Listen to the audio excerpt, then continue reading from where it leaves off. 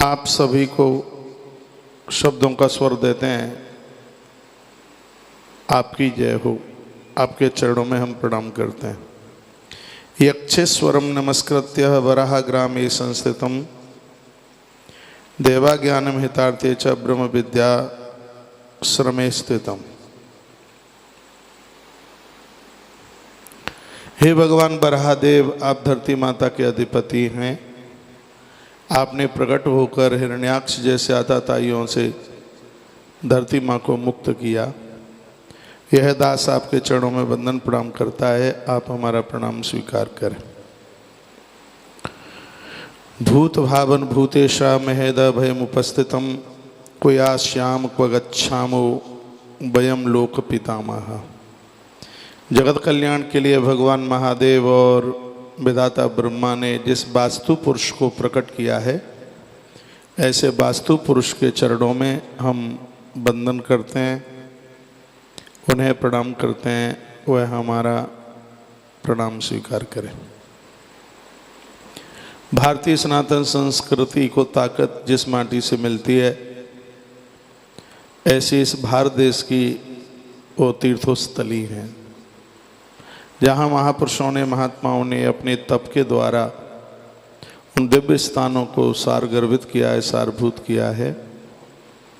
ऐसी ही धरती, ऐसी धाम वृंदावन की चैतन्य महाप्रभु जैसे महापुरुष बंगाल की माटी से यहाँ तक पहुँचे हैं।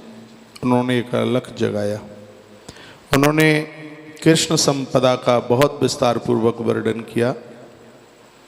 चैतन्य महाप्रभु की बहुत बड़ी देन है श्रीधाम वृंदावन की महिमा घर घर तक पहुंचाने में। वही कृष्ण भगवान बांके बिहारी जी महाराज के रूप में विराजित हैं।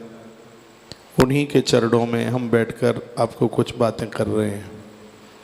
मत्स्य पुराण के अंतर्गत जहां वास्तु शास्त्र का वर्णन किया है, उसका आज आप पाठ 18वां सुनने को जा रहे हैं। टॉपिक ये है कि भवन कहाँ और कैसे बनाएं। उसका आज 18वां पार्ट है। पूर्व से आप बराबर सुनते हुए आ रहे हैं और हर तीसरे दिन उन 18 लोगों का मैं नाम लेता हूँ और वास्तु में जिनकी बड़ी महिमा है। भवन निर्माण में इन 18 का नाम बहुत श्रद्धा के साथ आता है। मत्स्य पुराण में स्वयं भगवान मत्स्य नारायण ने अपने मुख से इन 18 वास्तु विशेषज्ञों का नाम लिया।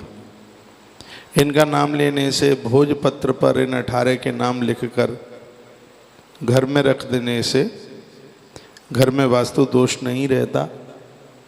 ये मैंने पूर्व में भी बोला है, उनके नाम में एक बार बोल दूं। भृगुर अत्रि वशिष्ठस्य, यदि नए लोग जुड़े हुए हों इसलिए मैं ये बोल देता हूँ। भृगुर अत्रि वशिष्ठस्य विश्वकर्मा मयस्तथा नारदो नग्नजिच्चैव विशालाक्ष पुरंदरः ब्रह्मा कुमारो नंदी सह सौनको गर्ग एव च वासुदेवो निर्दश्य तथा शुक्र बृहस्पति। अष्टादशैते विख्यात वास्तुशास्त्रोपदेशका संक्षेपेण उपदिष्टम यन्मनवै मत्स्वरूपेण। यह नाम स्वयं भगवान मत्स्य नारायण ने लिए हैं। भृगु, ये नाम तो याद हो जाए सबको। अब तो आज 18वां दिन है, बोलते बोलते तो नाम शायद याद हो गए होंगे। महात्मा भृगु उन 18 शास्त्र वास्तुशास्त्र विशेषज्ञों में जो 18 नाम आते हैं, यह नाम आपके बीच में ले रहा हूँ।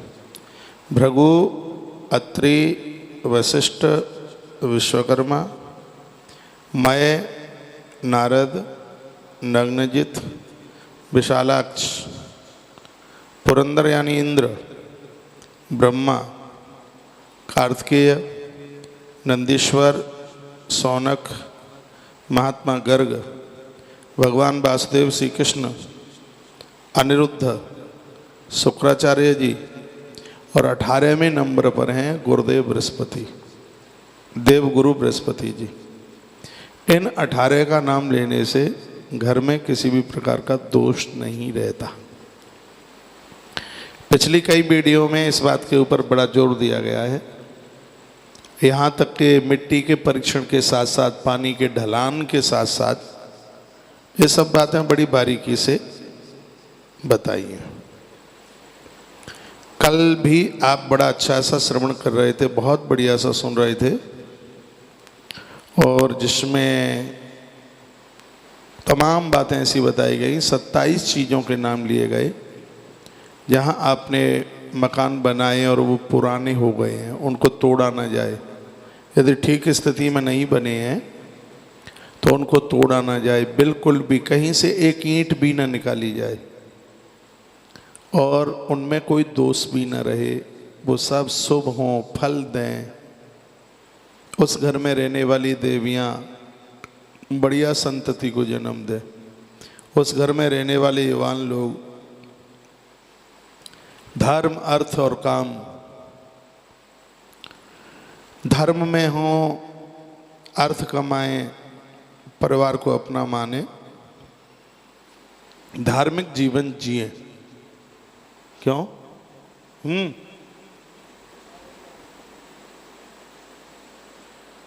उसके लिए कल बड़े विविध सूत्रों का वर्णन किया जा रहा था, वो आप सुन रहे थे।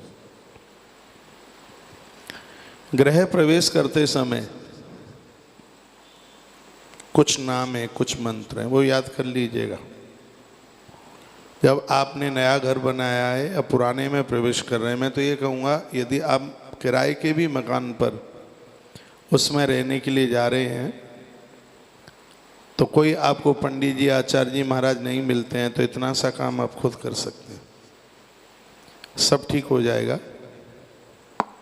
एक तो मैं बराह पुराण का दिव्य मंत्र, इस मंत्र का जप करने से तो जिनका अपना प्लॉट नहीं खरीद पा रहे हैं, अपना मकान नहीं बना पा रहे हैं, तो बराह नारायण की प्रतिमा फोटो तस्वीर मिल जाती है आज के टाइम में, उसकी फ्रेमिंग करा लीजिए, अपने मंदिर में रखकर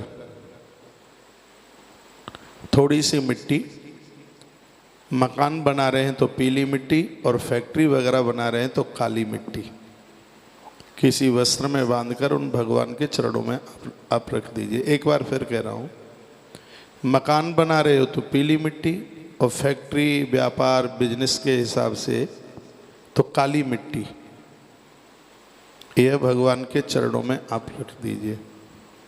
सुबह शाम उनके सामने दिया जलाइए, और आपसे बन जाए तो 108 नाम ये आप रोज ले लें, कुछ ही दिनों में ये काम हो जाएगा। ये उनको मैं निवेदन कर रहा हूँ जिनको अभी अपना मकान नहीं है, अपनी दुकान नहीं है, उनके पास अपना हो जाए। ये मंत्र आप लिख लीजिए, ओम नमः श्री वराहाय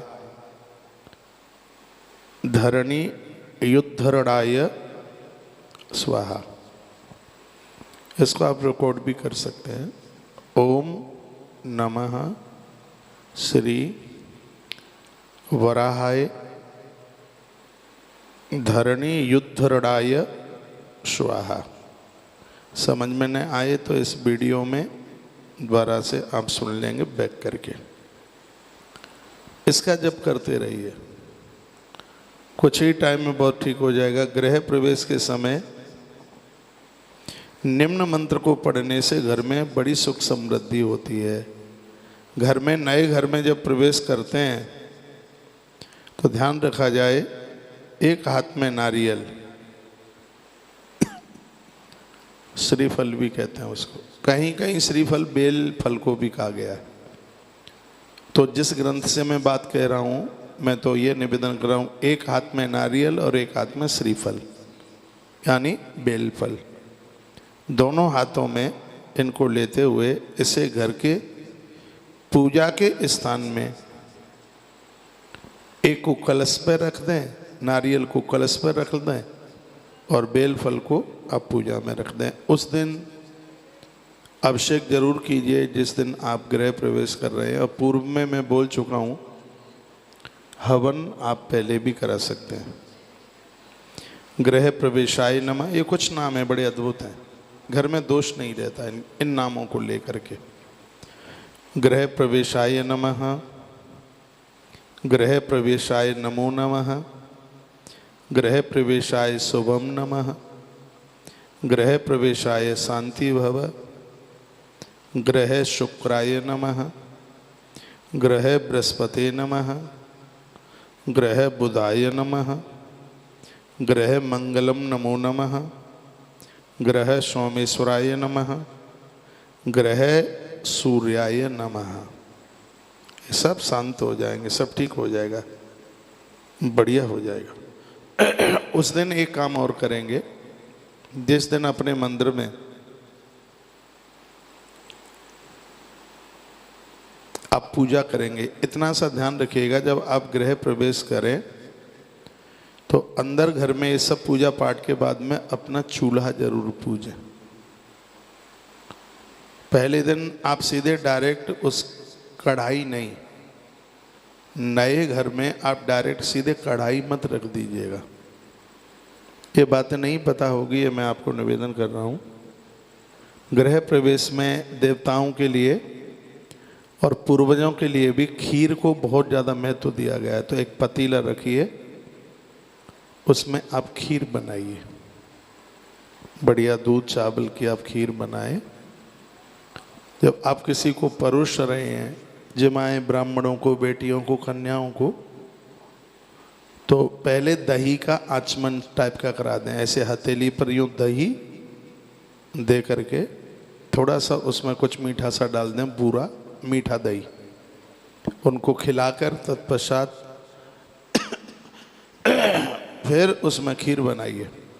चूल्हे पर नए घर में जब पहले ही आप रसोई जला रहे, इतना ध्यान रखिएगा उस दूध में इतना उफान आ जाए कि दूध थोड़ा सा चूल्हे के ऊपर गिर जाए।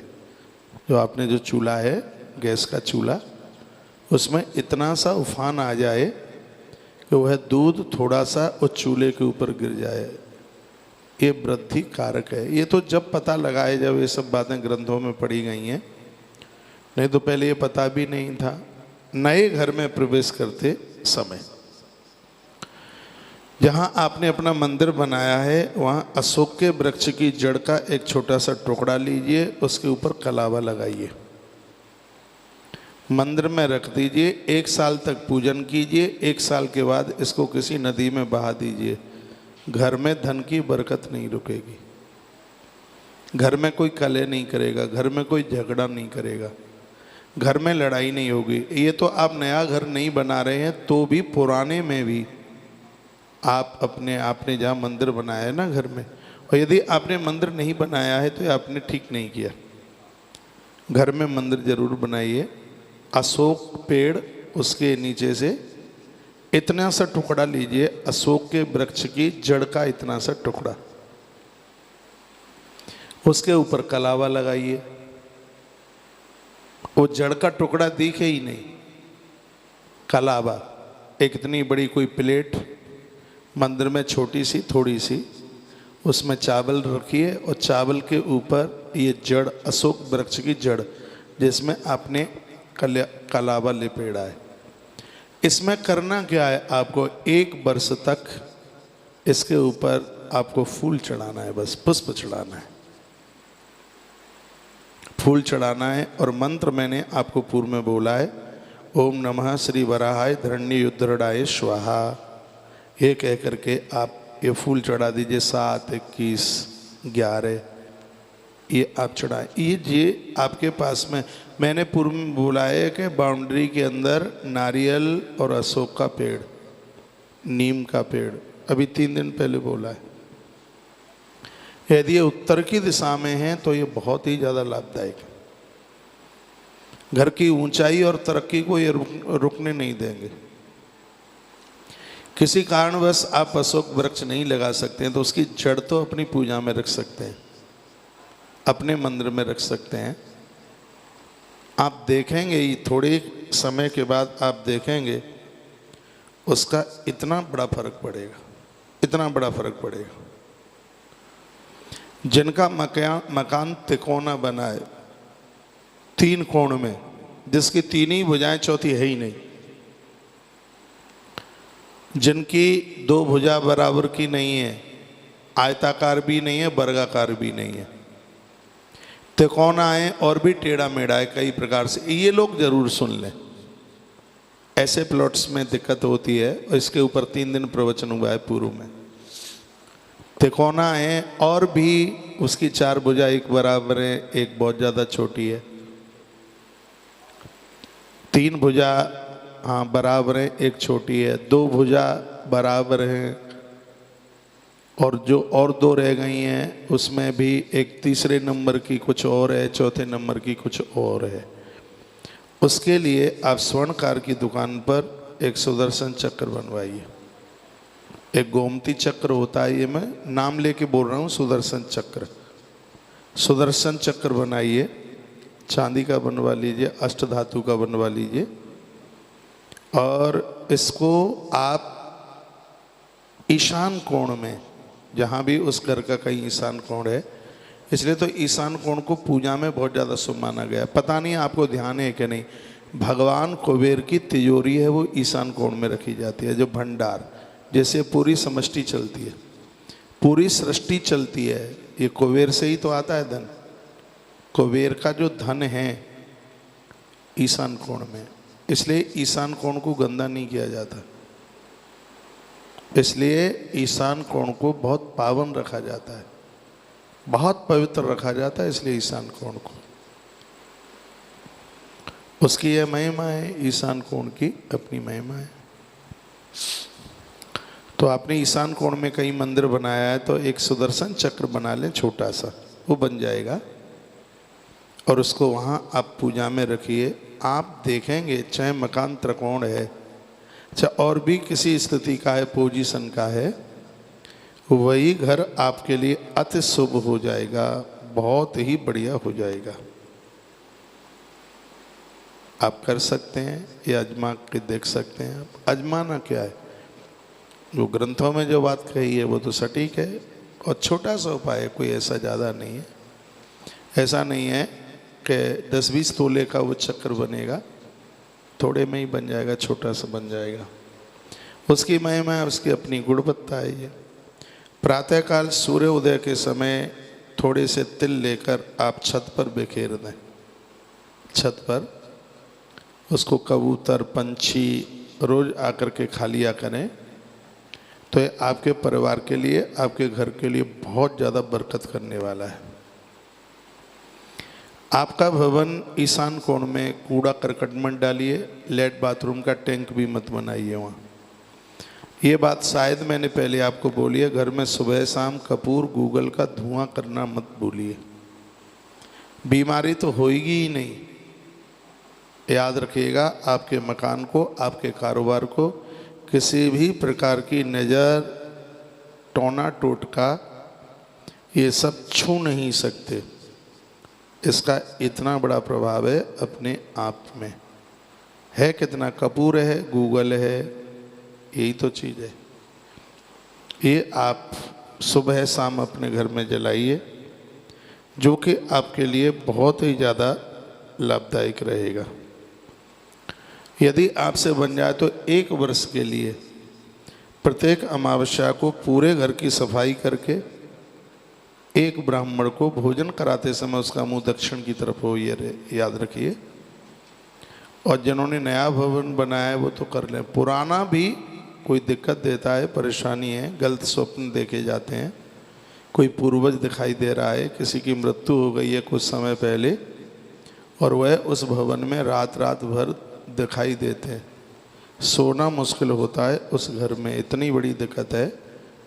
आप हमारी बहुत बातों पर विश्वास करते हैं, यह भी विश्वास कर लीजिए, प्रत्येक अमावस्या को एक ब्राह्मण को, कम से कम एक, ज़्यादा जैसा आप जाने, एक ब्राह्मण को घर में बुला करके उसको भोजन करा दीजिए। भोजन कराते समय कुशा का आसन और मुंह उसका दक्षिण की तरफ हो। भोजन जमाने के बाद उसको आप दक्षिणा दे दीजिए। कितना भी बड़े से बड़ा पितृदोष हो वो समाप्त हो जाएगा, कितना भी बड़े से बड़ा। ये इस ग्रंथ में भी लिखा है, गरुड़ पुराण में भी है, विष्णु पुराण में भी है, ये मत्स्य पुराण में भी है। कितनी भी बड़ी से बड़ी आपदा, कोई गलत स्वप्न, कोई यहाँ तक कि उस घर में यदि कोई आत्महत्या करके भी मौत को प्राप्त हो गया है, ये बहुत बड़ा दोष होता है। ये उस दोष का भी निपटारा हो जाएगा। अमावस्या की रात्रि को एक आपको तिल के तेल की जोत जलानी है और वहाँ रखनी है, या घर में समरसेबल हो, पानी का ऐसा कोई स्थान है वहाँ वो रखिए, तिल के तेल की जोत जला दीजिए। और दिन में आप ब्राह्मण को 11:36 से लेके लगभग 2 बजे के इस बीच में, जैसे ही आपको जिस प्रकार से टाइम मिलता है, एक ब्राह्मण को 1 साल तक हर अमावस्या वाले दिन आप भोजन करा दीजिएगा। देखो क्या सुंदर लिखा है इसमें, नज़र वगैरह का तो कोई मतलब ही नहीं होता। कितना भी बड़ा कोई पितृदोष क्यों न लगा हो भैया, इतना ज़बरदस्त ये समाधान है, उपाय है, सब ठीक हो जाएगा। ठीक क्या हो जाएगा, बढ़िया से बढ़िया हो जाएगा। ये कर ले। जिस दिन आप किराए के भवन में जा रहे हैं, अब पुराना मकान खरीदा है उसमें जा रहे हैं, या नए मकान में जा रहे हैं, इतनी सावधानी रखिए। वो मैं आपको सावधानी बता रहा हूँ एक श्लोक बोलकर। स्कंधाच्युते शिरोरुक कुलोप शर्गोप वर्जिते कुंभे। लिखा है, जल का कलश यदि किसी बेटी के सिर पर आप रख रहे हैं तो बेटी इतनी छोटी ना हो कि वो कलश को संभाल ना पाए, उसके हाथ से कहीं ये कलश नीचे गिर के टूट ना जाए।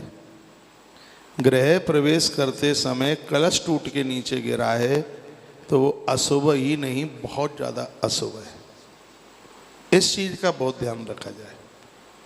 जिस समय आप गृह प्रवेश कर रहे हैं, कलश अविवाहित कुंवारी कन्या के ही सिर पर रखा जाता है, लेकिन वह बेटी इतनी तो सक्षम हो कि भरे हुए कलश को, खाली कलश अशुभता का प्रतीक है, कलश इतना बड़ा कम से कम हो जिसमें 1.25 लीटर पानी आ जाए, कलश उसी को कहते हैं, कम से कम 1.25 लीटर पानी। आज बड़े बड़े शहरों में मोटी मोटी माताएं, चला जाता नहीं है, खाली कलश लेके कथाओं में, कितना अशुभता का प्रतीक है, जिसमें 10, 20, 50 ग्राम पानी होता होगा। उनको तो खाली कलश भी सिर पर रखने में बड़ा वजन लगता है। शरीर बिना काम किए इतना बिगाड़ रखा है। बिगाड़ क्या रखा है, बर्बादी कर दी शरीर की, कुछ छोड़ा ही नहीं शरीर में। इतना बड़ा कलश जिसमें 1.25 लीटर पानी आ जाए, और ऐसी बेटी का, कन्या का चुनाव कीजिए जो सजग्र है, समझदार है। स्कंदा अक्षते शिरोरुक कुलोप सर्गोप वर्जिते कुंभे। सूत्रच्छेदे मृत्युकीले चावा मुखे महान रोगा ग्रहीनाथ स्मृनीनाम स्मृतलोपे मृत्युदेशः। यात्रा के अंदर गृह प्रवेश करने से पूर्व कहीं कलश टूटता है, उसका दोष तो है ही, और यह अशुभता उस घर में रहने वाले व्यक्ति को रोगड़ बना दे, रोगी बना दे। इसलिए ग्रंथ में बड़ी सावधानी के साथ यह बात कही गई है कि इसके ऊपर थोड़ा ध्यान दिया जाए। गृह प्रवेश करते समय मंत्रों की आवाज़, शंख की ध्वनि, वेद के मंत्रों का पाठ करते हुए ब्राह्मण, बच्चों की आवाज़, बच्चे आवाज़ कर रहे हों तो डांटिए मत। गृह प्रवेश में छोटे छोटे बच्चे बहुत शुभता के प्रतीक हैं, छोटी छोटी कन्याएं बहुत शुभता की प्रतीक हैं। ये सब शब्द ध्वनि हो रही हो, शुद्ध जल भरिए, पवित्र जल भरिए। इनके अतिरिक्त गृह प्रवेश के समय सुंदर वस्त्र धारण कीजिए। नया नहीं पहन सकते हो तो रात को पहना हुआ न पहनिए। देखो कितनी सुंदर बात कही है। यदि नया वस्त्र उपलब्ध नहीं है, चाहे स्त्री हो चाहे पुरुष, गृह प्रवेश के कार्य में नया नहीं है तो कम से कम धुला हुआ जरूर पहनिए। पालकी, दूध, दही, जुड़वा बच्चे गृह प्रवेश के समय में ऐसे बच्चे दिखाई दे जाएं जिन 2 बच्चों का एक ही संग जन्म हुआ है, चाहे बेटी हो चाहे हो बेटा, चाहे एक बेटा हो चाहे एक बेटी, चाहे दोनों ही बेटियां हो चाहे दोनों ही बेटा, जुड़वा संतान बहुत शुभ मानी गई है। शायद पता नहीं ये बात आपको मालूम होगी कि नहीं मालूम होगी, जो जुड़वा संतान है उसको बहुत शुभ माना गया। लक्ष्मण और शत्रुघ्न जुड़वाई तो थे, संग ही संग, कुछ मिनटों का ही अंतर होगा। हाँ, दोनों जुड़वा थे, बड़ी प्रीति। तो यहाँ ग्रंथ में भी कहा जा रहा है कि जुड़वे बच्चे दिखाई दे जाएं, बीमार व्यक्ति को दवाई लेने की जरूरत नहीं पड़ेगी। इस मकान में इतना शुभ है। जुड़वा बच्चे कहीं गृह प्रवेश के समय आ जाएं, दिखाई दे जाए, चाहे बेटी हो बेटा हो, एक बेटा एक बेटी हो, चाहे दोनों ही बेटा हो चाहे दोनों ही बेटी हो, जुड़वा बच्चा इतना शुभ है। क्या सुंदर बात कही है। इस घर में यदि कोई बीमार होता है तो उसको दवाई लेने की जरूरत नहीं पड़ेगी, वो अपने ही आप ठीक हो जाएगी। बहुत बातें ऐसी हैं जो आप पहली बार सुनेंगे, नई बात होगी। मैं ही पुराना हूँ, बात तो तीनों ही समय नई होती है।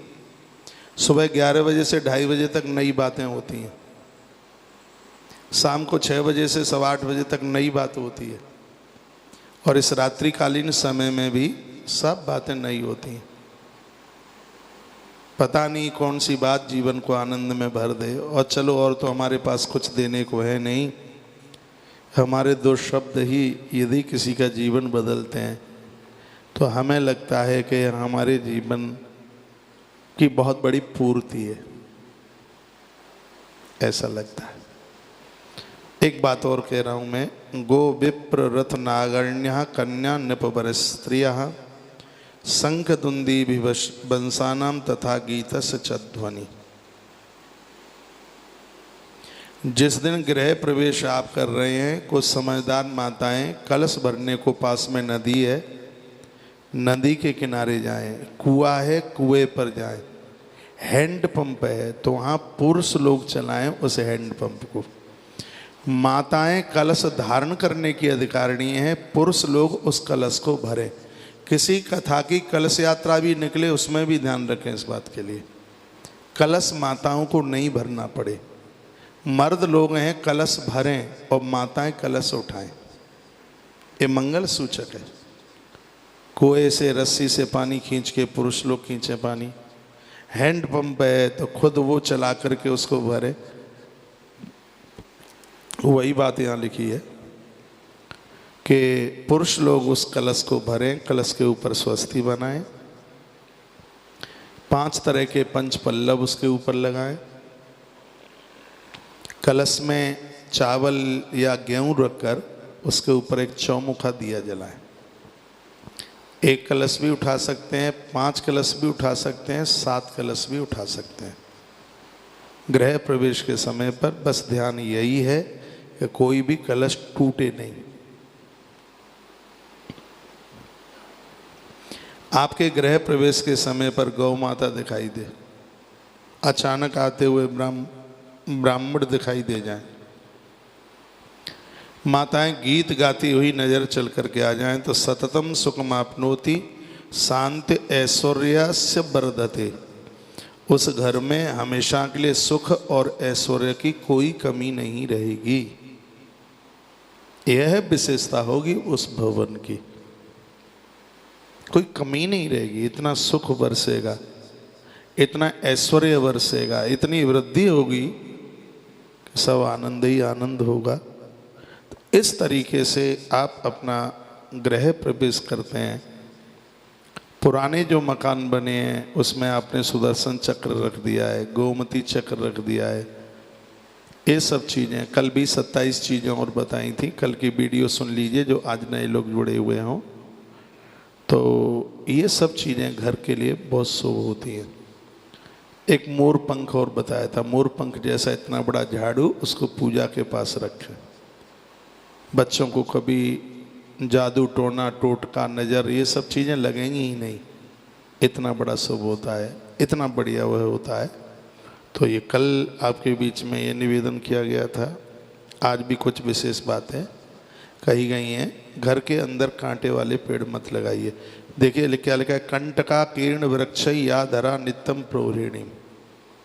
जिन पेड़ों में कांटे हैं एक गृहस्थ के घर में वो कभी शुभ नहीं हो सकता। लिखा है ना, कंटका कीर्णम वृक्षैर या धरा नित्यम प्रोहिणी। जिस भूमि पर कांटेदार पेड़ आप लगाते हैं